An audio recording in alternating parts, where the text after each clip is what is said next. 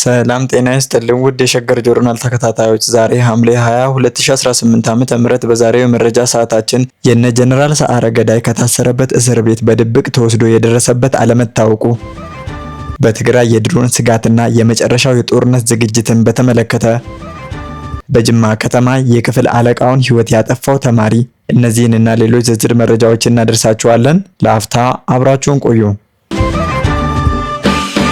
ከ7 ዓመታት በፊት መላው ኢትዮጵያን በድንጋጤ ውስጥ የከተተው የከፍተኛ ወታደራዊ መኮንኖች ግድያ ቀዳሚ ተዋናይ የነበረውና የዕድሜ ልክ ጽኑ እስራት ተፈርዶበት የነበረው ግለሰብ በድንገት ከማረሚያ ቤት ተወስዶ የት እንዳለ አለመታወቁ ከፍተኛ ጥያቄን አስነስቷል። መሰረት ሚዲያ ይፋ ባደረገው መረጃ መሰረት የኢትዮጵያ መከላከያ ሰራዊት ጠቅላይ ኢታማዦር ሹም የነበሩትን ጀነራል ሰዓረ መኮንንንና የቅርብ ወዳጃቸውን ሜጀር ጀነራል ገዛኢ አበራን በመግደል ወንጀል ጥፋተኛ ተብሎ በአባ ሳሙኤል ማረሚያ ቤት ውስጥ ፍርዱን እየተከታተለ የነበረው 10 አለቃ መሳፍንት ጥጋቡ ባልታወቁ የጥበቃ አካላት ተወስዶ አድራሻው ሊጠፋ ችሏል። የተለያዩ የመረጃ ምንጮች ይፋ እንዳደረጉት ከሆነ 10 አለቃ መሳፍንት ጥጋቡ ታስሮበት ከነበረው የአባ ሳሙኤል ማረሚያ ቤት ልዩ ስሙ ዞን 22 ተብሎ ከሚጠራ ክፍል በትናንትናው ዕለት ነበር የተወሰደው።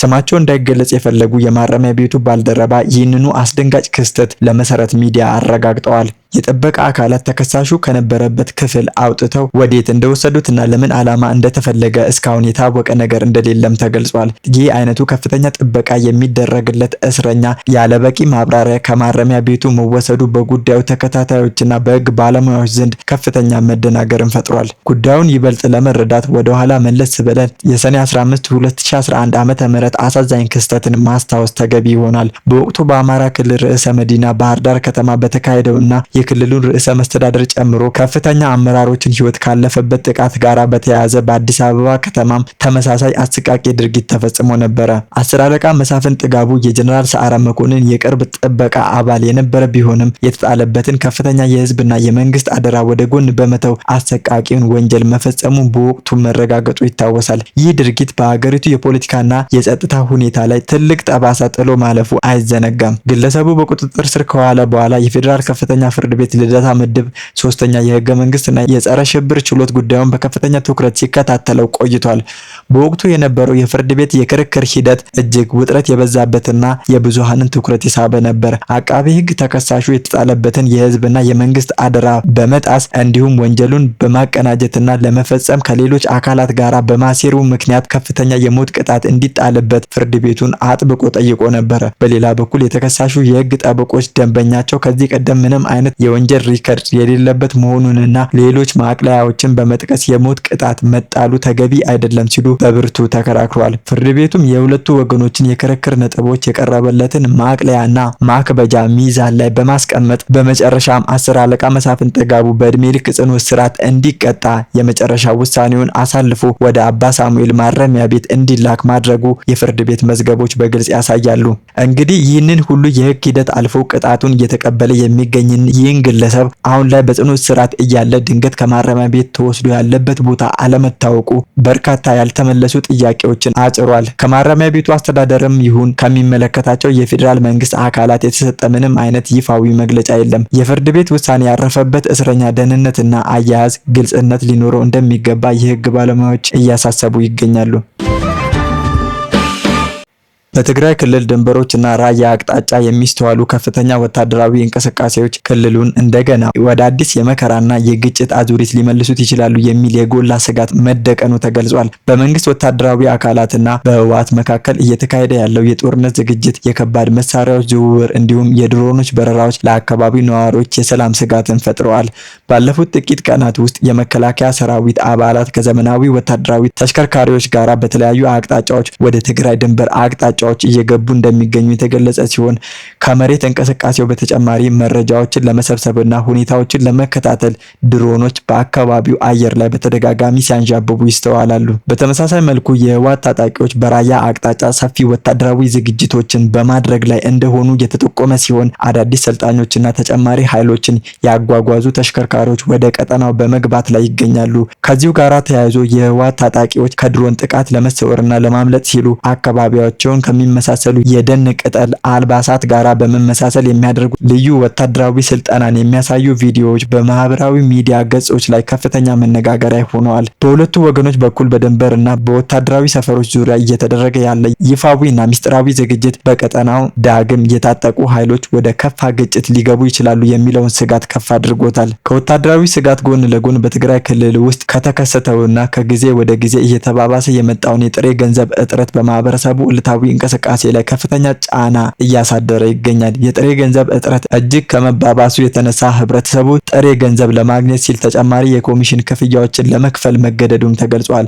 ዋዜማ ራዲዮ ባወጣው ዝርዝር ዘገባ መሰረት ለዚህ የገንዘብ እጥረት መባባስ ዋነኛ ምክንያት ባንኮች በክልሉ ውስጥ የሚገኘውን ጥሬ ገንዘብ ወደ አዲስ አበባ ማዛወራቸው እንደሆነ ተጠቅሷል። በዚህም ምክንያት በክልሉ የሚገኙ የተለያዩ ባንክ ቅርንጫፎች ውስጥ በቂ የጥሬ ገንዘብ ክምችት ባለመኖሩ ምክንያት ደንበኞች በሂሳባቸው ውስጥ የሚገኘውን ገንዘብ አውጥቶ ለመጠቀም ባለመቻላቸው ከፍተኛ እንግልት እየገጠማቸው ይገኛል። ይህንን ክፍተት ተከትሎም በክልሉ ውስጥ መደበኛ ያልሆነና ህገወጥ የገንዘብ እንቅስቃሴ በስፋት ተስፋፍቶ ይገኛል። ደላሎች ህዝቡ ያለበትን የገንዘብ ፍላጎት መነሻ በማድረግ በባንክ ሂሳብ የዲጂታል ገንዘብ የተላከላቸውን ገንዘብ ላይ የተወሰነ ኮሚሽን ፐርሰንት በማስቀረት አገልግሎቱን እየሰጡ መሆኑ ተመላክቷል። በሌላ በኩል ሊሰነዘር ይችላል በሚል ከተሰጋው የድሮን ጥቃት ጋራ በተያያዘ የህወሓት ከፍተኛ መሪዎች የሚያደርጓቸው መደበኛ ስብሰባዎች በከፍተኛ ጥንቃቄና ምስጢራዊነት እየመሩት እንደሚገኙ ምንጮች ጠቁመዋል። የአመራሩ ደህንነት ለማረጋገጥና ከአየር ላይ የሚሰነዘሩ ወታደራዊ ጥቃቶችን ለመከላከል ሲባል የካቢኔና የምክር ቤት ስብሰባዎች በከፍተኛ ምስጢራዊ የመሬት ውስጥ አዳራሾች ውስጥ እየተካሄዱ መሆኑ ተገልጿል። በእነዚህ ስብሰባዎች ወቅት የመገኛ ቦታዎችን የሚያሳዩ የጂፒኤስ ቴክኖሎጂዎችና በአካባቢው ላይ የተመሰረቱ የስልክ ግንኙነቶች ወደ ውጪው ዓለም እንዳያስተላልፉ ከፍተኛ የቴክኖሎጂ ጥንቃቄ እየተደረገም ይገኛል። እነዚህ ሁሉ ሁኔታዎች አካባቢው በከፍተኛ ወታደራዊና ህዝባዊ ስጋት ውስጥ እንደሚገኝና የቀጠናው የወደፊት ሁኔታ አሁንም በከፍተኛ አሻሚነት ውስጥ እንደሚገኝ ማሳያ እንደሆነ ታዛቢዎች ይገልጻሉ።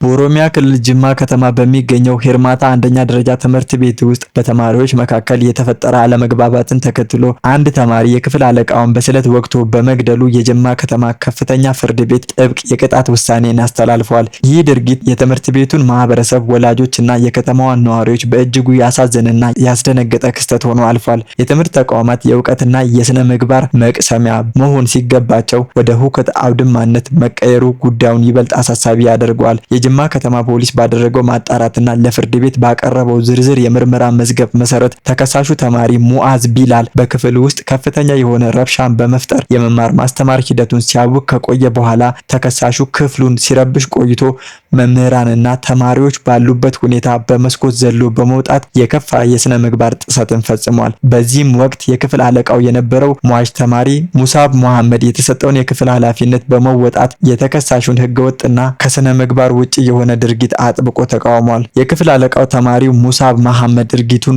ልክ አለመሆኑን በመግለጽና ስርዓት ሊያስከብር በመሞከሩ ምክንያት በሁለቱ ተማሪዎች መካከል ከፍተኛ የሆነ የቃላት ምልልስና ውዝግብ ሊፈጠር ችሏል። በዚህም አግባብነት ባለው የክፍል አለቃው ጥረት የተበሳጨው ተማሪ ሙአዝ ቢላል አስቀድሞ በድብቅ ወደ ትምህርት ቤቱ ይዞት የገባውን አደገኛ ጩቤ በመምዘዝ የክፍል አለቃውን ተማሪ ሙሳብ መሐመድን በአሰቃቂ ሁኔታ ወግቶታል። በዚህም ምክንያት የክፍል አለቃው በደረሰበት ከባድ ጉዳት ህይወቱ ወዲያውኑ ሊያልፍ ችሏል። ክስተቱ ወዲያውኑ ለጅማ ከተማ ፖሊስ ሪፖርት ከተደረገ በኋላ ፖሊስ በፍጥነት ወደ ስፍራው በማምራት ተጠርጣሪውን በቁጥጥር ስር አውሏል። የፖሊስ የምርመራ ቡድን አስፈላጊውን የሰው የሰነድና የሕክምና ማስረጃዎችን አጠናክሮ በማዘጋጀት መዝገቡን ለሚመለከተው የፍትህ አካል አቅርቧል።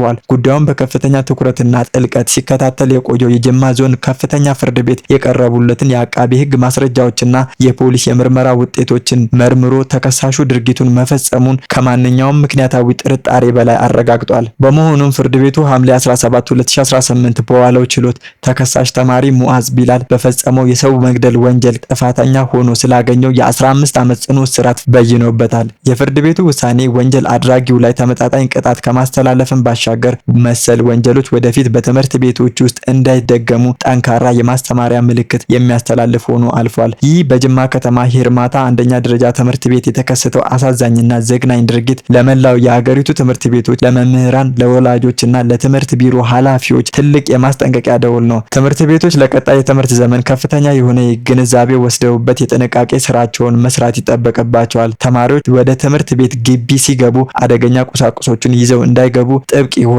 ፍተሻና የደህንነት ቁጥጥር ማድረግ እንደሚያስፈልግም ተጠቁሟል። ወላጆችም ቢሆኑ ልጆቻቸው ወደ ትምህርት ቤት ሲሄዱ ምን ይዘው እንደሚወጡ የመቆጣጠርና የልጆቻቸውን የባህሪ ለውጥ በቅርበት የመከታተል ኃላፊነታቸውን ሊወጡም እንደሚገባ ተገልጿል።